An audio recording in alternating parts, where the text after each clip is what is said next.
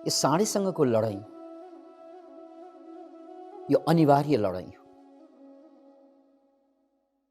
यो अवस्था चाहे व्यापारमा होस्, चाहे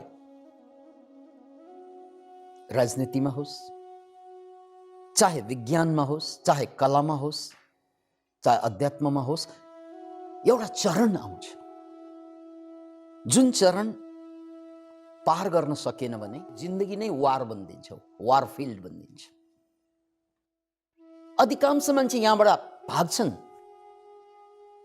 यो सङ्घर्षबाट, यो कन्फ्युजिङ स्टेटबाट। अनि इङ्ग्लिसमा एउटा भनाइ छ, from frying pan to the fire. From frying pan to the fire. माछालाई टारेर भुटेर खान्छ नि मान्छेले, अनि माछा पोलेर यदि जिउँदा छन् भने प्यानबाट बुर्क उफ्रेर भाग्छन् कति माछा, तर कहाँ पर्छ? भुङ्ग्रोमा पर्छ।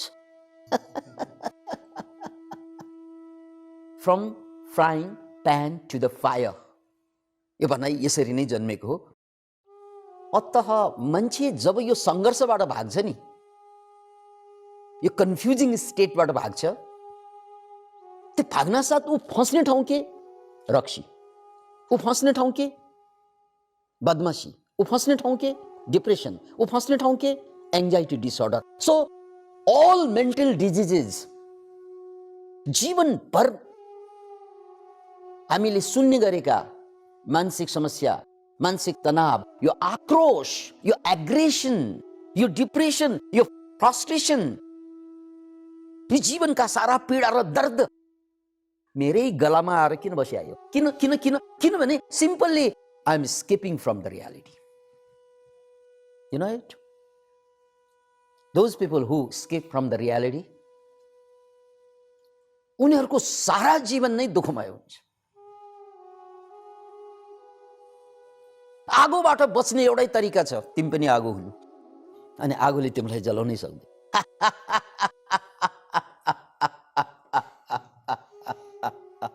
आगोबाट बच्ने एउटै तरिका छ,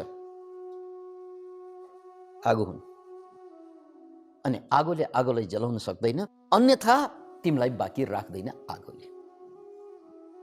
राइट? अनि यो आगो के हो? सङ्घर्ष। यो आगो के हो? यो कन्फ्युजिङ पिरियडबाट पास हुनु। कहिले कुरा बुझे जस्तो हुन्छ साह्रै, कहिले केही नबुझे जस्तो हुन्छ, कहिले बहुत ध्यान लागे जस्तो हुन्छ, कहिले केही नलागे जस्तो हुन्छ। अनि यो बेला यहाँबाट भाग्यो कि विनाश त्यहाँबाट सुरु हुन्छ। त्यसकारण यो भाग्ने स्टेट होइन, यो सङ्घर्षको पिरियड हो। मुसुक्क हाँसेर मनलाई सम्झाउनु, this is the reality. What is happening is the reality, and the reality is the truth. जे भइरहेको छ त्यो सत्य हो भैया। जे हुनुपर्छ त्यो सत्य होइन, जे हुनुपर्छ मेरो आकांक्षा हो, इच्छा हो, डिजायर हो। फेरि पनि हुनुपर्ने यो सङ्घर्षको पिरियडमा मलाई सर्लक्कै ध्यान लागिदिएको भए, समाधिसम्म ट्याक्कै पुगिदिएको भए, this is the desire, and this desire kills you, makes you insane. तपाईँलाई पागल बनाउँछ।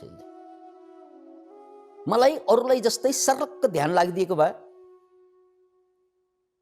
मैले दिल्ली बस्दा कृष्णमूर्तिका फलोवर्स उहाँहरूको साथमा थिएँ म, जोइपुई दुवै प्रोफेसर। अनि प्रोफेसर साहब कोही चाहिँ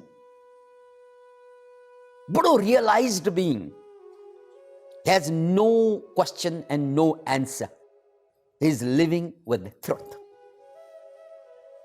मिस्टर प्रोफेसर। अनि प्रोफेसर साहबको श्रीमती टोटल्ली अपोजिट डिरेक्सनमा, टोटल्ली खाली कचकच गर्ने, खाली गुनासो मात्रै, उनको मुखमा गुनासो बाहेक केही पनि हुँदैन। म त बौद्ध भिक्षुको रूपमा थिएँ त्यो बेला, त्यसकारण उहाँहरूको सान्निध्यमा बस्दाखेरि, श्रीमानसँग बस्दाखेरि मलाई अद्भुत अद्भुत आनन्दानुभूति भइरहेको हुन्थ्यो। र श्रीमतीसँग बस्दा त यो गर्मी महिनामा आगोमा बसे जस्तो हुन्थ्यो। किनकि उहाँको मुखबाट गुनासो बाहेक केही पनि सुन्न पाइएन। अनि मैले उहाँबाट सुनेको सबभन्दा अर्थपूर्ण एवं दर्दनाक कुरा के थियो भन्नाले श्रीमतीबाट भन्थे, मेरा श्रीमान र म दुवै आध्यात्मिक यात्रामा लाग्यौँ।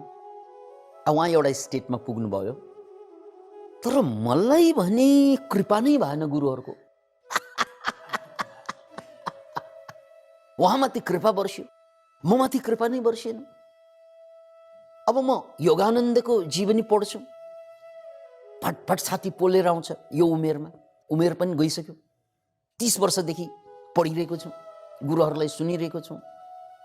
फटफट किन पोल्छ भन्नाले योगानन्दलाई त ट्याक्क गुरु भेटे, अनि त्यसपछि अर्को स्टेप ट्याक ट्याक ट्याक ट्याक ट्याक ट्याक ट्याक ट्याक जहाँ पुग्नु पर्थ्यो त्यहाँ पुग्यो नि। यसरी मलाई किन हुँदैन? आध्यात्मिक गुनासो हो त्यो। उनी साधीका आध्यात्मिक गुनासो 30 वर्षदेखि गर्दै रहे, जबकि उनको श्रीमान एउटा लेभलमा पुगेर शान्त भइसकेका छन्। र यो दर्दनाक अवस्था 30 वर्षसम्म यही साँडेसँग जुझ्दै रहे। अब यहाँनिर बुझ्नुहोस्, त्यो महिला महोदयको गल्ती के, समस्या के, कहाँनिर उनी अड्के त भन्नाले उनले जे भइरहेको छ साधना क्रममा त्यसलाई एक्सेप्ट गर्न सकेन। याद राख्नुहोस् हे साधकहरू, चुक्ने यही हो मान्छे। अन्त जिन्दगी बुढो हुँदै जान्छ, मृत्यु शैयामा पुग्छ, तर हामी कहीँ पनि पुग्दैनौँ, घरका न घाटका भइदिन्छौँ। किनभने साधना कालमा एउटा यस्तो अवस्था हुन्छ, त्यो अवस्था जे आए पनि द्याट इज द रियालिटी। मलाई जे भइरहेको छ, म कन्फ्युजनमा छु, and this is the truth. यो सत्य हो। किन सत्य हो? किनकि यो भइरहेको छ। होइन म मुक्त हुनुपर्ने, होइन मलाई ध्यान लाग्नुपर्ने। यो पर्ने भनेको डिजायर हो। के हुनुपर्ने त्यो डिजायर हो, के भइरहेको छ त्यो ट्रुथ हो, त्यो सत्य हो। अब हामी सत्यलाई फुट्ट फालेर डिजायरको पछि लाग्छौँ। मानु गाईको पछि लाग्ने साँडे जस्तै डिजायरको पछि किन लागे? किन भन्नाले उसलाई सत्य तितो लागिरहेको छ क्या।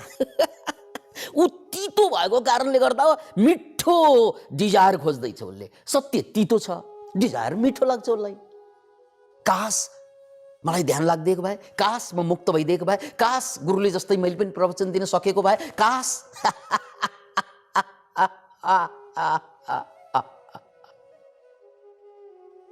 Can you imagine it?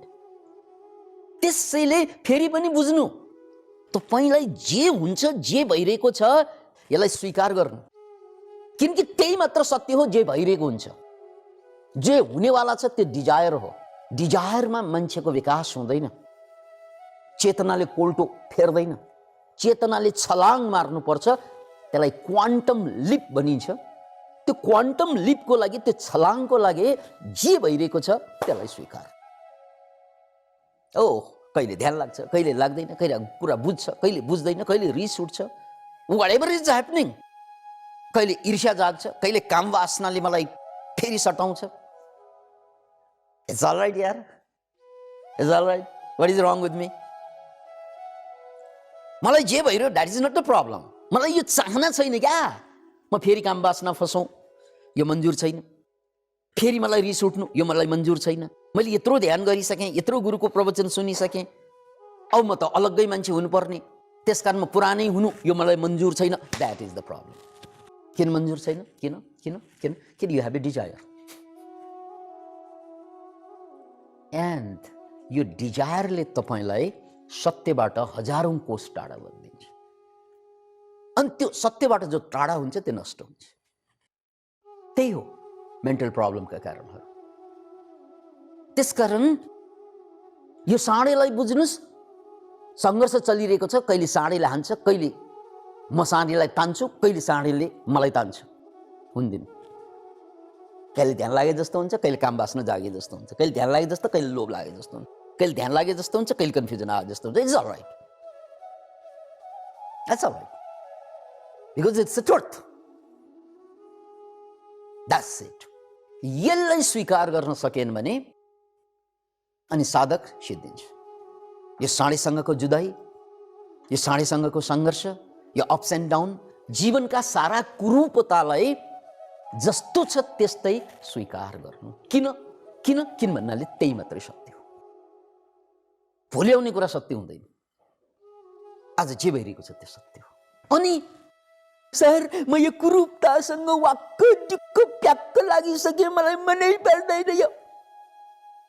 हो, तपाईँले यसलाई मन नपराएकोले यो तपाईँसँगै बस्छ। यो त फाँसीको फन्दा हो। तपाईँ जति जति गर्दन हल्लाउनुहुन्छ त्यति त्यति कसिँदै जान्छ। यो सामान्य चान्चुन डोरी होइन, यो फाँसीको फन्दा हो।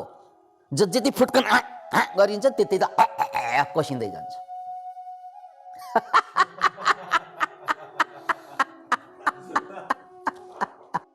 त्यसकारण तपाईँको कल्याण, तपाईँ दलदलमा फस्नु भएको छ, त्यहाँ धेरै कोसिस गर्यो भने छिटो छिटो चाहिँ दलदलमा धस्किँदै जान्छ।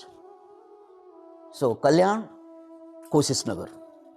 कतै कतै कोसिस गरेर पुगिन्छ, कतै कतै कोसिस छोडेर पुगिन्छ। याद राख्नुहोस्, यहाँ त कोसिस गरेकै सकिन्छ। यो सङ्घर्षबाट, यो साँडेसँगको जुन तपाईँको लडाइँ छ, त्यो लडाइँबाट बाहिर आउने कोसिस गर्नुभयो भने सिद्धि त। त्यसकारण यहाँ कोसिस होइन, समर्पण। कोसिस होइन, समर्पण। जे छ तितो छ तर सत्य छ। सम्झाऊ मनलाई, तितो छ यो यथार्थ मेरो तर सत्य हो। त्यसकारण ठिक छ, म सत्यसँग छु। I am with the truth. गाह्रो छ। अनि सुखद समाचार भनौँ, यो पनि परिवर्तनशील छ। त्यसकारण तपाईँले चिन्ता गर्नु पर्दैन यसबाट बाहिर आउनु, किनकि ऊ बाहिरै गइरहेको छ। चिन्ता गर्नु पर्दैन किनकि त्यो बाहिरै गइरहेको छ। Everything is changing. यो पनि परिवर्तनशील छ। जब तपाईँले यो सङ्घर्षलाई, यो उतार चढाव, जीवनका सारा कुरूपतालाई जस्ताको तस्तै स्वीकार गर्नुहुन्छ, अनि सहज रूपमा तपाईँ 5औं चरणमा पुग्छ। अनि त्यसपछि साँडेसँगको लडाइँ सकिन्छ। The struggle is over. युद्ध सक्यो किनकि मैले स्वीकार गरिसकेँ। धन्यवाद छ। र त्यसरी मैले जब स्वीकार गर्छु, मेरो सङ्घर्ष समाप्त हुन्छ। हो, त्यही अवस्था अब साँडे तपाईँको पछि पछि लाग्छ। अब साँडे तपाईँको पछि पछि लाग्छ, मतलब अब साधना तपाईँको लागि सहज भयो, किनकि तपाईँको उतार चढावै नै साधना भयो। अघि त ध्यान लागेपछि मात्रै साधना भन्ठानेको, नलाग्नु पनि साधना रहेछ, किनकि मैले त्यसलाई स्वीकार गरिसकेँ। अघि त ध्यान लागेपछि मात्रै आनन्द आएको रहेछ, अब त आनन्द नहुँदाखेरि पनि मैले स्वीकार गरेँ। त्यही साधना हो। त्यसकारण साधना भनेको टक्क लाएर यो विधि गर्नु मात्रै साधना होइन। याद राख्नुहोस्, साधना भनेको जे भइरहेको छ त्यो सत्य, त्यसमा टिक्नु नै साधना हो। टेक्निक भनेको त छोड्ने चिज हो, यो त बोक्रा हो। जस्तै तलवार र म्यान हुन्छ। म्यान जतिसँगै सुन्दर हिरा जडित भयो भने त्यसको काम हुँदैन क्या, काम तलवारबाटै लिने हो, राइट? म्यानबाट त तलवार झिक्नै पर्ने हुन्छ। त्यस्तै मूल कुरा सत्य हो, मूल कुरा टेक्निक होइन। तपाईँ टेक्निक खोज्नुभयो, टेक्निकबाट टेकेर टेक्निकमा मात्रै टाँसिनु भयो, त्यसैलाई साधना, मलाई ध्यान लाग्ने नलाग्ने भनेको टेक्निकमा जोडिनु भयो भने यो यान्त्रिक बन्छ। Technique is not meditation. Technique भनेको धारणा हो। श्वासमा ध्यान लगाऊ, यो टेक्निक, यो धारणा भयो। सेन्सेसनमा ध्यान लगाऊ, मन्त्रमा ध्यान लगाऊ, यो जम्मै टेक्निक जुन छ यो धारणा मात्र हो। पुग्नुपर्ने ध्यानमा हो।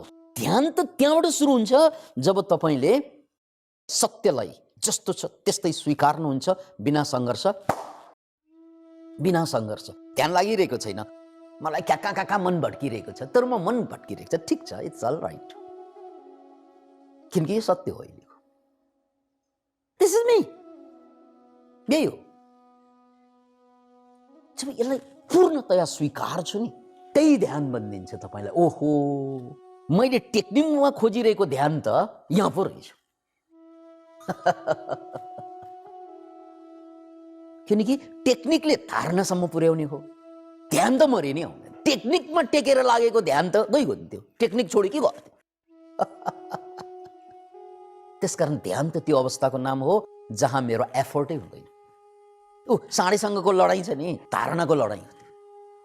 तर ध्यानमा आइसकेपछि जब जे छ त्यसलाई पूर्णतया मैले यही सत्य हो भनेर स्वीकार गरेपछि, आत्मसमर्पण गरिसकेपछि साँडे तपाईँको पछि पछि लाग्छ। मतलब साधना अब तपाईँको बसमा आयो, किनकि तपाईँले सङ्घर्ष छोडिदिनु भयो, किनकि तपाईँले आग्रह छोडिदिनु भयो, किनकि तपाईँले डिजायर छोडिदिनु भयो। आज मलाई ध्यान लाग्नै पर्छ, हिजो जस्तै क्या, हिजो जस्तै आज पनि लाग्नै पर्छ। ओहो, यो आग्रह छोडिदिनु भयो, आज लागिरहेको छैन, आज मन भागिरहेको छ।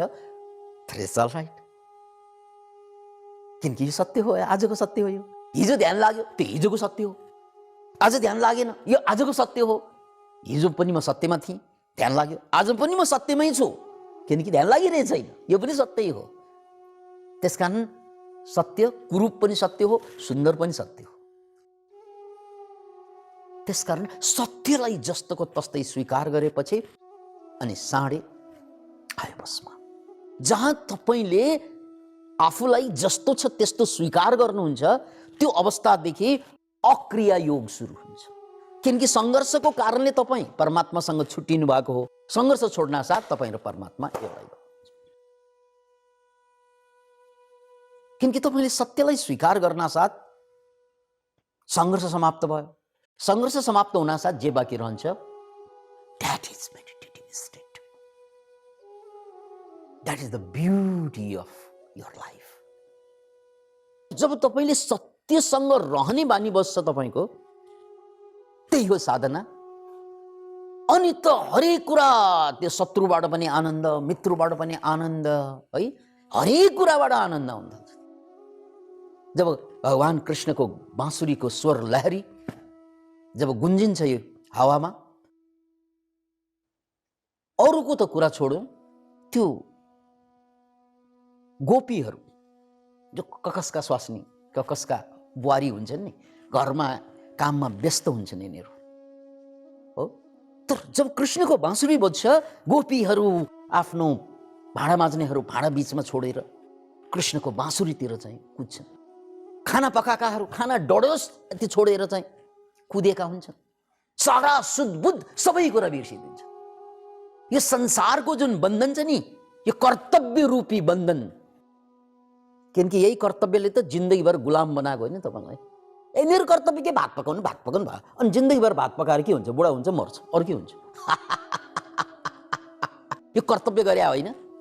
यो कर्तव्य नामक कुरा यस्तो जन्जिरभित्र छ मान्छे, ऊ जिन्दगीभर त्यो कर्तव्य पालन गरे पनि ऊ रोगी हुँदै जान्छ, ऊ मेन्टल्ली टर्चर्ड हुँदै जान्छ, ऊ पीडित हुँदै जान्छ, जिन्दगीको स्वाद त पाउँदैन यो कर्तव्यमा।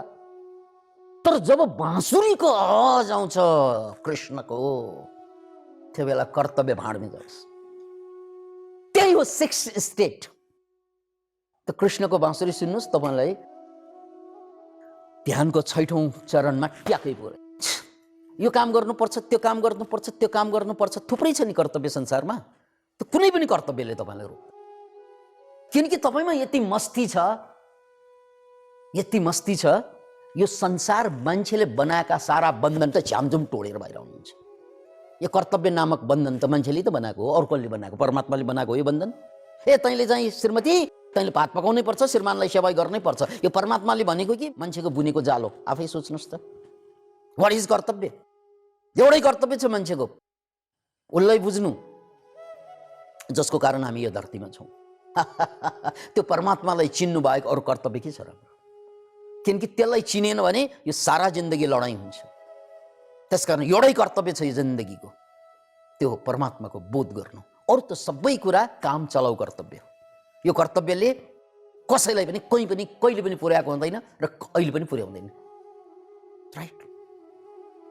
त्यसकारण सवाल कर्तव्यको होइन, सवाल त योगको हो। आत्माको परमात्मासँग जोडिनु, यो हो हाम्रो कर्तव्य। अब आत्माको परमात्मासँग लीन हुनलाई बाँसुरी बज्नुपर्छ। त्यो बाँसुरी भित्रबाट आनन्द आयो भने यो धरतीभरिका सम्पत्ति, धरतीभरिका कर्तव्य नामक चाहिँ सुनका सिक्रीहरू झामझुम टुटेर जाए। मुहे आई न जग से लाज, मैं इतना जोर से नाची आज कि घुंघरू टूट। यो कर्तव्यको ढुङ्ग्रो त 1000 टुक्रामा हो। के कर्तव्य? त्यो जिन्दगीभर मलाई गुलाम बनाउने कर्तव्यको नाम नसुनाउनु होला। मुहे आई न जग से लाज, अब मलाई कुनै लाज धर्म शर्म भन्छ नि, केही पनि छैन। मुहे आई न जग से लाज, मैं इतना जोड से नाची आज। एकचोटि बहुत जोडसँग नाचेर हेर्नुहोस् त, होइन ताल मिलाएर होइन, आफ्नै तालमा भित्रबाट जब तपाईको ताल जन्मिन्छ नि, हो त्यसपछि यसरी नाचिन्छ, यसरी नाचिन्छ। त्यो घुंघरूलाई बचाउनु पर्दैन, त्यो घुंघरू टुटेर जान्छ। त्यो नीति, त्यो नियम, त्यो कर्तव्य सबै कुरा टुटेर जान्छ। मोहे आई न जग से लाज, मैं इतना जोर से नाची आज कि घुंघरू टूट गए। Can you imagine? ऐसी लागी लगन कि मीरा हो गई मगन, वो तो हरि गुन गाने लगी। महलों में पली बन के जोगन चली, मीरा रानी दीवानी कहलाने लगी। दुनियाले पागल भन्ने नि मीरालाई, भन्न दिनु। ऐसी लागी लगन, यस्तो लगन लाग्यो कि मीरा हो गई मगन। वो तो गली गली हरि गुन गाने लगी। महलों में पली, दरबार की बुहारी मीरा, वो तो महलों में पली बन के जोगन चली, मीरा रानी दीवानी कहलाने लगी। त्यो जमानामा त पागल भन्थे। किन त भन्नाले दरबारमा पलाएको अहिले सडकमा नाचेर त्यो हो क्या। अब कहाँ कर्तव्य त्यहाँ? अरे परमात्मा र मेरो मिलनको बीचमा कर्तव्य के हो र? यो त कर्तव्य मान्छेलाई किन भिडाइदिएको त भन्नाले ऊ पैसा कमाएर भोगमा लिप्त हुन खोज्छन्। यस्ता मान्छेलाई कर्तव्यको हटकडी लगाइदिनु पर्छ। खाली मोज गर्न खोज्ने यी मान्छेहरूलाई कर्तव्यको कुरा हुन्छ। तर जो परमात्माको लागि निस्किसकेको हुन्छ उसको लागि कर्तव्य के हो? यदि बाघ छोडिदियो भने बाघले सबैलाई चाहिँ सिधै दिन्छ। त्यसकारण त्यो बाघलाई थुन्नु पर्ने हुन्छ। खोरमा किन थुन्नु पर्यो? किनकि उसले अरूलाई हानि गर्छ। तर सर्कसको बाघलाई त थुनिँदैन खोरमा, किनकि उसले कसैलाई पनि हानि गर्दैन। त्यसैले कर्तव्यको सिक्री मान्छेलाई किन भिडाइदियो त भन्नाले ऊ जङ्गली बाघ हो। उसलाई कर्तव्य झिक्दियो भने उसले के गर्छ थाहा नै छैन। अहिले त चाहिँ लुकी लुकी के गर्छ, सारा दुनियाँभरका बदमासी लुकी लुकी गर्छ। त्यसकारण यसलाई त कर्तव्यको सिक्री भिडाइदिएन भने यो त स्वेच्छाचारी हुन्छ, राइट? त्यसकारण त्यहाँ कर्तव्य चाहियो। जो अध्यात्म, जो परमात्मालाई बोध गर्छ, सारा सृष्टि उसैको हो। त्यसकारण कर्तव्य उसलाई पाइसकेपछि मलाई फलो गर्नु भन्नु पर्दैन। किनकि त्यो मस्तीमा मान्छेले कुनै पनि गल्ती नै गर्न सक्दैन। यो कुरा याद राख्नुहोस्। म छोराछोरीलाई गाली त्यो बेला बढी गर्छु जुन बेला छोराछोरीले बढी गल्ती गर्छन्, होइन जुन बेला म बढी दुखी हुन्छु। आमा बाबालाई कोसँग रिस उठिरहेको हुन्छ, छोराछोरी माथि चाहिँ खनिन्छ आमा बाबा। आमा बाबालाई पीडा हुँदाखेरि शिकार छोराछोरी त बन्ने हुन्। आमा बाबाको मात्रै कुरा होइन, जोइ पनि साथीभाइ, मलाई कसैले चाहिँ पीडा दिइरहेको हुन्छ, अप्ठ्यारो भइरहेको हुन्छ, अनि श्रीमानले डार्लिङ भन्ने, के को डार्लिङ? किनकि मलाई गाह्रो भइरहेको बेलामा त्यो डार्लिङ शब्द मलाई चाहिँ सहनै सक्दैन। मान्छे जब भित्रबाट दुखी हुन्छ समस्या त्यहाँबाट सुरु हुन्छ। तर जब मान्छे भित्रबाट मस्तीमा हुन्छ त्यो बेला उसबाट गल्ती कुनै पनि। त्यसकारण यो बाँसुरी, भित्रबाट बज्ने बाँसुरी, यो भित्रबाट आउने आनन्दको लहरी, त्यो आइसकेपछि मलाई कर्तव्य सिकाउनु पर्दैन। किनकि म परम कर्तव्यमा, परमात्माको कर्तव्यमा डुबिसकेको हुन्छु। फेरि पनि बुझ्नुहोस्, आनन्दित मनले अपराध गर्दैन। यो रक्सी खानु, यो चुरोट खानु, यो जाँड खानु यो बलात्कार गर्नु, यो अपराध गर्नु, यो बेइमानी गर्नु, यो सारा कुरा जुन मान्छेलाई कर्तव्यबाट मान्नुपर्छ नि, यो गर्नु हुँदैन, यो गर्नु हुँदैन हुँदैन भनेर, तर तैपनि मान्छे कर्तव्य टोडेर, जेल त संसारभरमा छन्, कर्तव्य टोडेर निस्के यिनीहरू। किन निस्के त भन्दा उनीहरू दुखी छन्। त्यसकारण दुनियाँभरबाट अपराध समाप्त पार्नु छ भने एउटै मात्र उपाय छ, कानुन बलियो पाल्नु होइन, जेल ठुलो बनाउनु होइन। अपराध मेटाउनु छ भने मान्छेलाई भित्रैबाट आनन्दित तुल्याउने बाटो खोल्दिनु। जब ऊ भित्रबाट आनन्दित हुन्छ, बाँसुरी भित्रबाट बज्न थाल्छ, जहाँ हेरे पनि, जे खाए पनि, जे गरे पनि, नगरे पनि आनन्द आउन थाल्छ, कर्तव्य उनलाई भिडाउनु पर्दैन, उनीबाट अपराध हुनै सक्दैन। उनीबाट प्यार होला, करुणा होला, सहयोग होला, तर गल्ती हुँदैन। त्यसकारण यो 6औं स्टेटमा जब मान्छे पुग्छ, त्यहाँबाट ट्रान्सफर्मेसनको लागि भूमिका सुरु भयो। अहिले ट्रान्सफर्मेसन भएको छैन, तर सुरु भयो यहाँबाट। अहिले मस्ती आइसक्यो, सबै आनन्द भित्रबाट। त्यसकारण मलाई जहाँबाट पनि आनन्द आइरहेको छ, त्यसकारण म कसैसँग सङ्घर्ष गर्दिनँ या म आफैसँग सङ्घर्ष गर्दिनँ, किनकि कुरूप कुराबाट पनि मैले त्यसलाई स्वीकार गर्न सकेको कारणले गर्दा त्यसले पनि मलाई पीडा दिइरहेको हुँदैन। मूकम करोति वाचालम पङ्गुम लङ्घयते गिरिम यत्कृपा तमहम वन्दे परमानन्द माधवम। मूकम करोति वाचालम, लाटोले बोल्न थाल्छ। पङ्गुम लङ्घयते गिरिम, खुट्टा नभएको मान्छेले गिरी भनेको पहाड नाग्न थाल्छ। यो त असम्भव कुरा हो नि। ऐकै कुरा जस्तै, एक अचम्बा मैंने देखा, खुट्टा नभएकोले पहाड चढा। मूकम करोति वाचालम पङ्गुम लङ्घयते गिरिम, कहिले चाहिँ यो खुट्टा नभएकाले पहाड चढ्छ र बोल्न नसक्ने लाटो बोल्न थाल्छ। कुन बेला? जब माधवको कृपा हुन्छ। अनि माधव के स्वरूप छ? चतुर्भुज होइन, आनन्द स्वरूप छ। जब भित्रबाट आनन्द आउँछ अनि मेरो जीवनमा असम्भवका सीमाहरू समाप्त हुन्छ। मेरो लागि सबै सम्भव हुन्छ। लाटोको लागि बोल्न, लङ्गडोको लागि पहाड नाग्न सम्भव हुन्छ जब भित्रबाट आनन्दको फुहारा छुट्छ। त्यहाँ बाँसुरीको रूपमा छ। Thank you very much.